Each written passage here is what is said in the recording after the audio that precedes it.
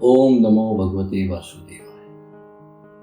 प्रथम स्कंद 5वां अध्याय। भगवान के यश कीर्तन की महिमा और देव ऋषि नारद जी का पूर्व चरित्र। सूत जी कहते हैं, तदनंतर सुखपूर्वक बैठे हुए वीणापाणी परम यशस्वी देव ऋषि नारद ने मुस्कुराकर अपने पास ही बैठे ब्रह्म ऋषि व्यास जी से कहा। नारद जी ने प्रश्न किया, महाभाग व्यास जी, आपके शरीर एवं मन दोनों ही अपने कर्म एवं चिंतन से संतुष्ट है ना? अवश्य ही आपकी जिज्ञासा तो भली भांति पूर्ण हो गई है, क्योंकि आपने जो यह महाभारत की रचना की है वह बड़ी ही अद्भुत है। यह धर्म आदि सभी पुरुषार्थों से परिपूर्ण है। सनातन ब्रह्म तत्व को भी आपने खूब विचारा है और जान भी लिया है। फिर भी प्रभु, आप अकृतार्थ पुरुष के समान अपने विषय में शोक क्यों कर रहे हैं? व्यास जी ने कहा, आपने मेरे विषय में जो कुछ कहा है वह सब ठीक है। वैसा होने पर भी मेरा हृदय संतुष्ट नहीं है। पता नहीं इसका क्या कारण है। आपका ज्ञान अगाध है। आप साक्षात ब्रह्मा जी के मानस पुत्र हैं, इसलिए मैं आपसे ही इसका कारण पूछता हूँ। नारद जी, आप समस्त गोपनीय रहस्यों को जानते हैं, क्योंकि आपने उन पुराण पुरुष की उपासना की है जो प्रकृति और पुरुष दोनों के स्वामी हैं और असंग रहते हुए ही अपने संकल्प मात्र से गुणों के द्वारा संसार की सृष्टि, स्थिति और प्रलय करते रहते हैं। आप सूर्य की भांति तीनों लोकों में भ्रमण करते रहते हैं और योग बल से प्राणवायु के समान सबके भीतर रहकर अंतःकरणों के साक्षी भी हैं। योग अनुष्ठान और नियमों के द्वारा परब्रह्म और सत्य ब्रह्म दोनों की पूर्ण प्राप्ति कर लेने पर भी मुझ में जो बड़ी कमी है उसे आप कृपया करके बतलाइए। नारद जी ने कहा, व्यास जी, आपने भगवान के निर्मल यश का गान प्राय नहीं किया। मेरी ऐसी मान्यता है कि जिससे भगवान संतुष्ट नहीं होते वह शास्त्र या ज्ञान अधूरा है। आपने धर्म आदि पुरुषार्थों का जैसे निरूपण किया है, भगवान श्री कृष्ण की महिमा का वैसा निरूपण नहीं किया। जिस वाणी से चाहे वह रस, भाव, अलंकार आदि से युक्त ही क्यों न हो, जगत को पवित्र करने वाले भगवान श्री कृष्ण के यश का कभी गान नहीं होता। वह तो कौओं के लिए उच्छिष्ट फेंकने के स्थान के समान अपवित्र मानी जाती है। मानसरोवर के कमनीय कमल वन में विहरने वाले हंसों की भांति ब्रह्मधाम में विहार करने वाले भगवत चरणार विंदाश्रित परमहंस भक्त कभी उसमें रमण नहीं करते। इसके विपरीत जिसमें सुंदर रचना भी नहीं है और जो दूषित शब्दों से युक्त भी है, परंतु इसका प्रत्येक श्लोक भगवान के सुवस सूचक नामों से युक्त है, वह वाणी लोगों के सारे पापों का नाश कर देती है, क्योंकि सत्पुरुष ऐसी ही वाणी का श्रवण, ज्ञान और कीर्तन किया करते हैं। वह निर्मल ज्ञान भी जो मोक्ष की प्राप्ति का साक्षात साधन है, यदि भगवान की भक्ति से रहित हो तो उसकी उतनी शोभा नहीं होती। फिर जो साधन और सिद्धि दोनों ही दशाओं में सदा ही अमंगल रूप है। वह काम्य कर्म और जो भगवान को अर्पण नहीं किया गया है, ऐसा अहेतुक अर्थात निष्काम कर्म भी कैसे सुशोभित हो सकता है? महाभाग व्यास जी, आपकी दृष्टि अमोघ है, आपकी कीर्ति पवित्र है, आप सत्यपरायण एवं दृढ़वत है। इसलिए अब आप संपूर्ण जीवों को बंधन से मुक्त करने के लिए समाधि के द्वारा अचिंत्य शक्ति भगवान की लीलाओं का स्मरण कीजिए। जो मनुष्य भगवान की लीला के अतिरिक्त और कुछ कहने की इच्छा करता है, वह उस इच्छा से ही निर्मित अनेक नामों और रूपों के चक्कर में पड़ जाता है। उसकी बुद्धि भेदभाव से भर जाती है, जैसे हवा के झकोरों से डगमगाती हुई डोंगी को कहीं भी ठहरने का ठौर नहीं मिलता, वैसे ही उसकी चंचल बुद्धि कहीं भी स्थिर नहीं हो पाती। संसारी लोग स्वभाव से ही विषयों में फंसे हुए हैं। धर्म के नाम पर आपने उन्हें निंदित अर्थात पशु हिंसायुक्त सकाम कर्म करने की भी आज्ञा दे दी है। यह बहुत ही उल्टी बात हुई, क्योंकि मूर्ख लोग आपके वचनों से पूर्वोक्त निंदित कर्म को ही धर्म मानकर यही मुख्य धर्म है ऐसा निश्चय करके उसका निषेध करने वाले वचनों को ठीक नहीं मानते। भगवान अनंत है। कोई विचारवान ज्ञानी पुरुष ही संसार की ओर से निवृत्त होकर उनके स्वरूप भूत परमानंद का अनुभव कर सकता है। अतः जो लोग परमार्थिक बुद्धि से रहित हैं और गुणों के द्वारा बचाए जा रहे हैं, उनके कल्याण के लिए ही आप भगवान की लीलाओं का सर्वसाधारण के हित की दृष्टि से वर्णन कीजिए। जो मनुष्य अपने धर्म का परित्याग करके भगवान के चरण कमलों का भजन और सेवन करता है, भजन परिपक्व हो जाने पर तो बात ही क्या है। यदि इससे पूर्व ही उसका भजन छूट जाए तो क्या कहीं भी उसका कोई अमंगल हो सकता है। परंतु जो भगवान का भजन नहीं करते और केवल स्वधर्म का पालन करते हैं, उन्हें कौन सा लाभ मिलता है। बुद्धिमान मनुष्य को चाहिए कि वह उसी वस्तु की प्राप्ति के लिए प्रयत्न करे जो तिनके से लेकर ब्रह्मा पर्यंत समस्त ऊंची नीची योनियों में कर्मों के फलस्वरूप आने जाने पर भी स्वयं प्राप्त नहीं होती। संसार के विषय सुख तो जैसे बिना चेष्टा के दुख मिलते हैं, वैसे ही कर्म के फल रूप में अचिंत्य गति समय के फेर से सबको सर्वत्र स्वभाव से ही मिल जाते हैं। व्यास जी, जो भगवान श्री कृष्ण के चरणारविंद का सेवक है, वह भजन न करने वाले कर्मी मनुष्यों के समान देवात कभी बुरा भाव हो जाने पर भी जन्म मृत्युमय संसार में नहीं आता। वह भगवान के चरण कमलों के आलिंगन का स्मरण करके फिर उसे छोड़ना नहीं चाहता। उसे रस का चस्का जो लग चुका है, जिनसे जगत की उत्पत्ति स्थिति और प्रलय होते हैं, वे भगवान ही इस विश्व के रूप में भी हैं। ऐसा होने पर भी वे इससे विलक्षण हैं। इस बात को आप स्वयं जानते हैं, तथापि मैंने आपको संकेत मात्र कर दिया है। व्यास जी, आपकी दृष्टि अमोघ है। आप इस बात को जानिए कि आप पुरुषोत्तम भगवान के कला अवतार हैं। आपने अजन्मा होकर भी जगत के कल्याण के लिए जन्म ग्रहण किया है। इसलिए आप विशेष रूप से भगवान की लीलाओं का कीर्तन कीजिए। विद्वानों ने इस बात का निरूपण किया है कि मनुष्य की तपस्या, वेदाध्ययन, यज्ञानुष्ठान, स्वाध्याय, ज्ञान और दान का एकमात्र प्रयोजन यही है कि पुण्य कीर्ति श्री कृष्ण के गुणों और लीलाओं का वर्णन किया जाए। उन्हें पिछले कल्प में अपने पूर्व जीवन में मैं वेदवादी ब्राह्मणों की एक दासी का लड़का था। वे योगी वर्षा ऋतु में एक स्थान पर चातुर्मास्य कर रहे थे। बचपन में ही मैं उनकी सेवा में नियुक्त कर दिया गया था। मैं यद्यपि बालक था, फिर भी किसी प्रकार की चंचलता नहीं करता था। जितेंद्रिय था, खेल कूद से दूर रहता और आज्ञा अनुसार उनकी सेवा करता था। मैं बोलता भी बहुत कम था। मेरे इस शील स्वभाव को देखकर समदर्शी मुनियों ने मुझ सेवक पर अत्यंत अनुग्रह किया। उनकी अनुमति प्राप्त करके बर्तनों में लगा हुआ जूठन मैं एक बार खा लिया करता था। इससे मेरे सारे पाप धुल गए। इस प्रकार उनकी सेवा करते करते मेरा हृदय शुद्ध हो गया और वे लोग जैसा भजन पूजन करते थे, उसी में मेरी भी रुचि हो गई। प्यारे व्यास जी, उस सत्संग में उन लीला गान परायण महात्माओं के अनुग्रह से मैं प्रतिदिन श्री कृष्ण की मनोहर कथाएं सुना करता।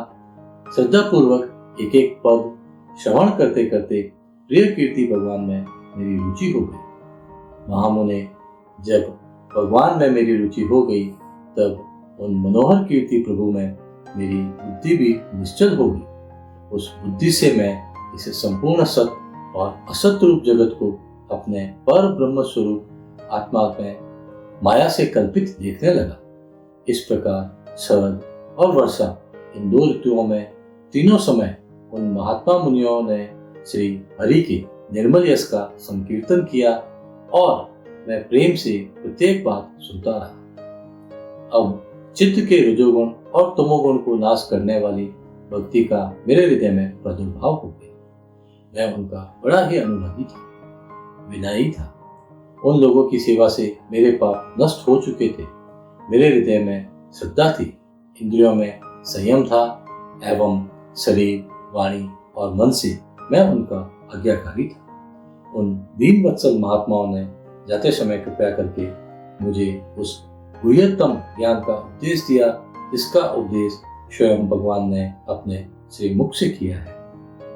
उस उपदेश से ही जगत के निर्माता भगवान श्री कृष्ण की माया के प्रभाव को मैं जान सका, जिसके जान लेने पर उनके परम पद की प्राप्ति हो जाती है।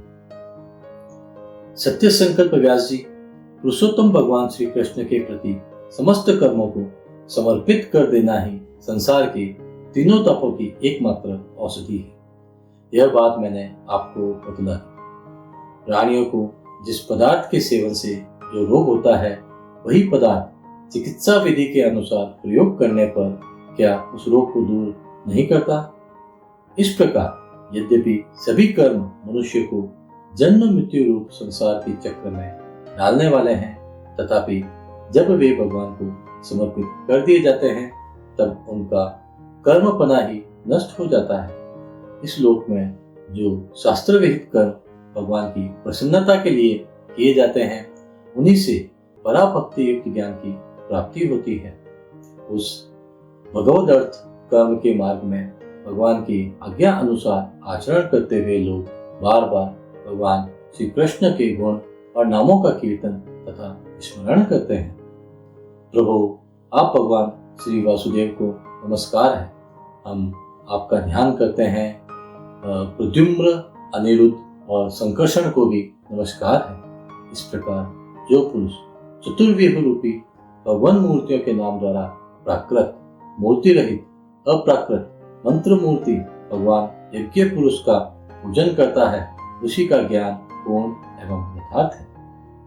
ब्रह्मन, जब मैंने भगवान की आज्ञा का इस प्रकार पालन किया, तब इस बात को जानकर भगवान श्री कृष्ण ने मुझे आत्मज्ञान, ऐश्वर्य और अपनी भाव रूपा प्रेमा भक्ति का दान किया। व्यास जी, आपका ज्ञान पूर्ण है। आप भगवान की ही कीर्ति का, उनकी प्रेममयी लीला का वर्णन कीजिए। उसी से बड़े बड़े ज्ञानियों की भी जिज्ञासा पूर्ण होती है। जो लोग दुखों के द्वारा बार बार रौंदे जा रहे हैं, उनके दुख की शांति इसी से हो सकती है और कोई उपाय नहीं है। जय श्री। ओम नमो भगवते वासुदेवाय। 6वां अध्याय, नारद जी की पूर्व चरित्र का शेष भाग। श्री सुत जी कहते हैं, सौनक जी, देव ऋषि नारद के जन्म और साधना की बात सुनकर सत्यवती नंदन भगवान श्री व्यास जी ने उनसे फिर यह प्रश्न किया। श्री व्यास जी ने पूछा, नारद जी, जब आपको ज्ञानोपदेश करने वाले महात्मा गण चले गए, तब आपने क्या किया? उस समय तो आपकी अवस्था बहुत छोटी थी। स्वयं भोग आपकी शेष आयु किस प्रकार व्यतीत हुई और मृत्यु के समय आपने किस विधि से अपने शरीर का परित्याग किया? देव ऋषि, काल तो सभी वस्तुओं को नष्ट कर देता है। उसने आपकी इस पूर्व कल्प की स्मृति का कैसे नाश नहीं किया? श्री नारद जी ने कहा, मुझे ज्ञानोपदेश करने वाले महात्मा गण जब चले गए, तब मैंने इस प्रकार अपना जीवन व्यतीत किया। यद्यपि उस समय मेरी अवस्था बहुत छोटी थी। मैं अपनी माँ का इकलौता लड़का था। एक तो वह स्त्री थी, दूसरे मूढ़ और तीसरे दासी थी। मुझे भी उसके सिवा और कोई सहारा नहीं था। उसने अपने को मेरे स्नेह पास से जकड़ रखा था। वह मेरे योगक्षेम की चिंता तो बहुत करती थी, परंतु पराधीन होने के कारण कुछ कर नहीं पाती थी। जैसे कठपुतली नचाने वाले की इच्छा के अनुसार ही नाचती है, वैसे ही यह सारा संसार ईश्वर के अधीन है। मैं भी अपनी माँ के स्नेह बंधन में बंधकर उस ब्राह्मण बस्ती में ही रहा। मेरी अवस्था केवल 5 वर्ष की थी। मुझे दिशा, देश और काल के संबंध में कुछ भी ज्ञान नहीं था। एक दिन की बात है, मेरी माँ जब गौ धोने के लिए रात के समय घर से बाहर निकली, रास्ते में उसके पैर से सांप छू गया। उसने उस बेचारी को डस लिया। उस सांप का क्या दोष? काल की ऐसी ही प्रेरणा थी। मैंने समझा भक्तों का मंगल चाहने वाले भगवान का यह भी एक अनुग्रह ही है। इसके बाद मैं उत्तर दिशा की ओर चल पड़ा। उस और मार्ग में मुझे अनेकों धन धान्य से संपन्न देश, नगर, गांव, अहीरों की चलती फिरती बस्तियां, खाने, खेड़े, नदी और पर्वतों के तटवर्ती पड़ाव, वाटिकाएं, वन उपवन और रंग बिरंगी धातुओं से युक्त विचित्र पर्वत दिखाई पड़े। कहीं कहीं जंगली वृक्ष थे, जिनकी बड़ी बड़ी शाखाएं हाथियों ने तोड़ डाली थी। शीतल जल से भरे हुए जलाशय थे, जिनमें देवताओं के काम में आने वाले कमल थे। उन पर पक्षी तरह तरह की बोली बोल रहे थे और भंवरे मंडरा रहे थे। यह सब देखता हुआ मैं आगे बढ़ा। मैं अकेला ही था। इतना लंबा मार्ग तय करने पर मैंने एक घोर और गहन जंगल देखा। उसमें नरकट, बांस, सैठा, कुश, कीचक आदि खड़े थे। उसकी लंबाई चौड़ाई भी बहुत थी और वह सांप, उल्लू, शियार आदि भयंकर जीवों का घर हो रहा था। देखने में बड़ा भयावना लगता था। चलते चलते मेरा शरीर और इंद्रियां शिथिल हो गई। मुझे बड़े जोर की प्यास लगी। भूखा तो था ही। वहां एक नदी मिली। उसके कुंड में मैंने स्नान, जलपान और आचमन किया। इससे मेरी थकावट मिट गई। उस विजन वन में एक पीपल के नीचे आसन लगाकर मैं बैठ गया। उन महात्माओं से, जैसा मैंने सुना था, हृदय में रहने वाले परमात्मा के उसी स्वरूप का मैं मन ही मन ध्यान करने लगा।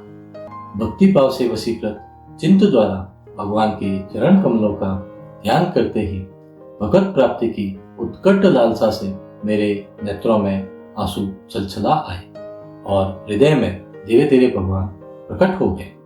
व्यास जी उस समय प्रेम भाव के अत्यंत उद्रेक से मेरा रोम रोम पुलकित हो उठा। हृदय अत्यंत शांत और शीतल हो गया।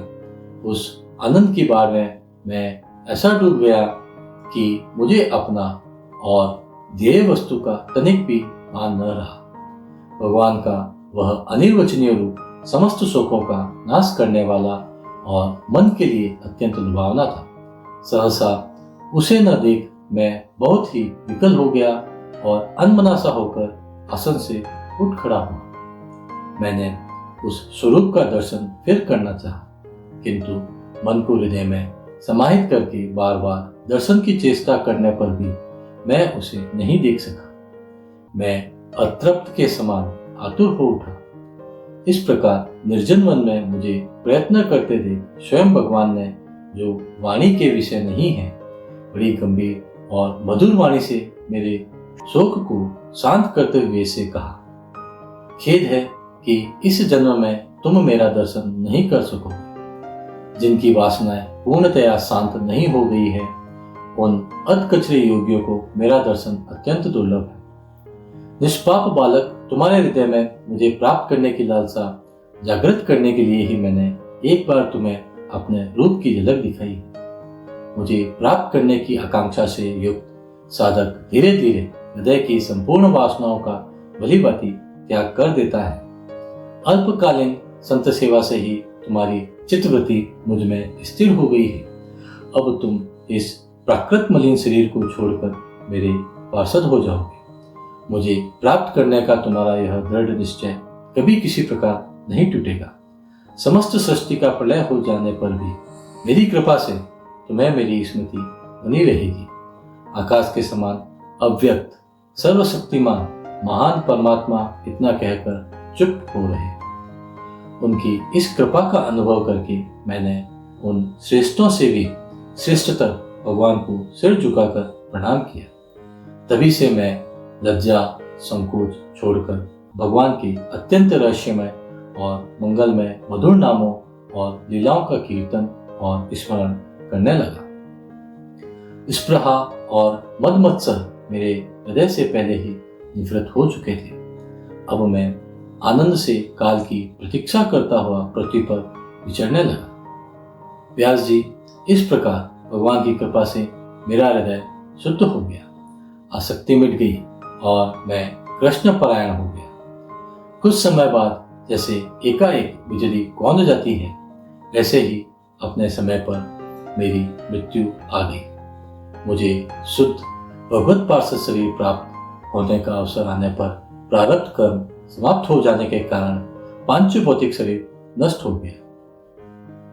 कल्प के अंत में जिस समय भगवान नारायण एकार्णव प्रलयकालीन समुद्र के जल में शयन करते हैं, उस समय उनके हृदय में शयन करने की इच्छा से इस सारी सृष्टि को समेटकर ब्रह्मा जी जब प्रवेश करने लगे, तब उनके श्वास के साथ मैं भी उनके हृदय में प्रवेश कर गया। 1 सहस्र चतुर्युगी बीत जाने पर जब ब्रह्मा जगे और उन्होंने सृष्टि करने की इच्छा की, तब उनकी इंद्रियों से मरीचि आदि ऋषियों के साथ मैं भी प्रकट हो गया। तभी से मैं भगवान की कृपा से वैकुंठ आदि में और तीनों लोकों में बाहर और भीतर बिना रोक टोक विचरण किया करता हूँ। मेरे जीवन का व्रत भगवत जन अखंड रूप से चलता रहता है।